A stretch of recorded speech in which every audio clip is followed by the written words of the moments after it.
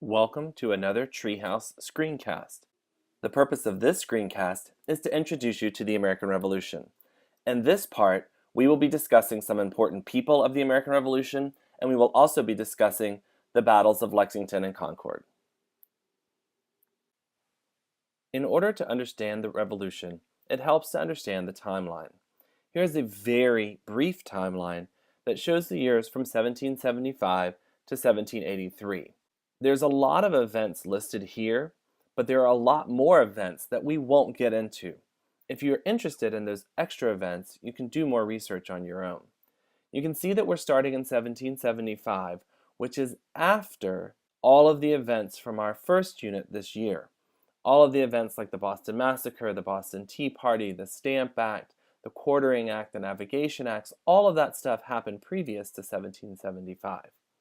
In 1775, though, is when we have the first shots of the Revolution. So you'll see here in 1775, we have the battles of Lexington and Concord. We also have the Battle of Bunker Hill, that's down in June. And in between, we have the Second Continental Congress meeting and naming George Washington as the commander of the army. We'll talk a little bit more about that during this podcast. Then in 1776, you can see that the British are forced out of Boston. We write and sign the Declaration of Independence, and then we lose one battle and win another one at the end of the year. In 1777, we win the Battle of Saratoga, and the Marquis de Lafayette joins the Continental Army. That's all that we're going to cover in this first part of our American Revolution introduction, but you can see that there's going to be a lot more that we cover in the second half. Before we go into specific events of the American Revolution, we should first review some people of interest. On this page, we will review the colonials, or patriots. The first person we're going to talk about is George Washington, of course. This painting is of George Washington at about the time of the American Revolution. Most of the paintings and pictures you've seen of George Washington, including the one that is on the dollar bill, are from later in his life when he was president. But this is most likely what he looked like when he was leading the Continental Army during the American Revolution. He was asked to lead the Continental Army by the Second Continental Congress. He accepted that position and was the commander-in-chief of the American forces during the American Revolution. The second person we're going to talk about is the Marquis de Lafayette. We referenced the Marquis de Lafayette in our previous section. The Marquis de Lafayette is a Frenchman. He was a French noble, and he came over during the American Revolution to help the Patriots. He really did not like the British, and he wanted to help the Patriot soldiers. His influence and his money really helped the Americans during the conflict. If it wasn't for the help of people like the Marquis de Lafayette, the Americans would not have been able to win the war. Another person from Europe is Baron Friedrich von Steuben. Von Steuben came over during the winter at Valley Forge and helped train the American soldiers. Remember, the American soldiers were not a professional army like the British soldiers were. So it took people like the Marquis de Lafayette and Baron von Steuben, people who were in professional armies as a part of really good militaries, because both France and Germany had good militaries. It took these guys coming over and training the American army for them to really be able to be in combat with the British Army and be anywhere near successful. Benedict Arnold was another general in the American Army. He was an American, and he was a general in charge of a lot of the Army's victories, especially in northern New York, including part of the Battle of Saratoga, which we will talk about in a few minutes. And lastly, Thomas Jefferson. Thomas Jefferson was not in the Army. However, he was the person that the Continental Congress selected to write the Declaration of Independence. He did not write it on his own, but he did write it with some of the other famous fathers of the country, including John Adams. Jefferson was very well read. He was self-taught. He owned thousands of books, and he really knew a lot about politics and government. And so he was the person that they chose to write the Declaration of Independence. Next, we're going to talk about some of the people you should know who are British. First, of course, is King George III. King George III was King of England throughout all of this time period, all the way from the French and Indian War and through the American Revolution. There are a lot of different pictures and paintings you might see of King George. This one, he is in his military uniform. General John Burgoyne was one of the British generals. He was a general in a lot of the battles at the beginning of the Revolution, including the Battle of Saratoga, which again we'll talk about in a few minutes. General George Cornwallis, he looks kind of like King George, but he is a different person. He was the general that was in charge of the British forces at the end of the American Revolution. He was the general who surrendered at the Battle of Yorktown. So we won't talk anymore about him during this part 1 of the podcast, but we will talk about him again in part 2. And here again is Benedict Arnold. Benedict Arnold really became famous because he betrayed the Americans. He was considered a traitor, and halfway through the Revolution, he went over to the British side and sided with them. And so he was thought of as a traitor, and he did commit treason against the Americans, but of course the British ended up loving him. Now let's talk about some of the major campaigns and events that you are going to read about as you read about the American Revolution. The first major battle of the American Revolution was the Battle of Lexington and Concord. This battle happened in April of 1775. Here is a map that shows Boston and the surrounding area. You will see the city of Boston in the southeast corner of this map, the bottom right. In the northwest corner, the upper left, you will see the towns of Lexington and Concord. So this map shows you that these two small towns were quite a distance from Boston. If you were to travel to this area today, all of this would be developed. It would all be part of the city of Boston and the suburbs. But at the time, there was a lot of rural farmland between Boston and these two small towns. The Patriots were gathering ammunition in Concord. They did that in order to have those munitions to fight the British, and they kept it that far away from Boston so that the British soldiers would not be able to find it.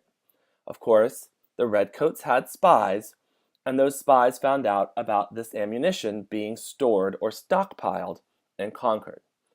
The Redcoats decided, or the generals decided, that they wanted to go and get this ammunition so that the Patriots would not be able to use it. Now, they had two ways that they could leave Boston. They could either cross the Charles River, or they could travel down what's known as the Neck and go by land and come all the way around. The Patriots, of course, found out about this because they had their own spies, and they weren't sure which way the Redcoats would leave.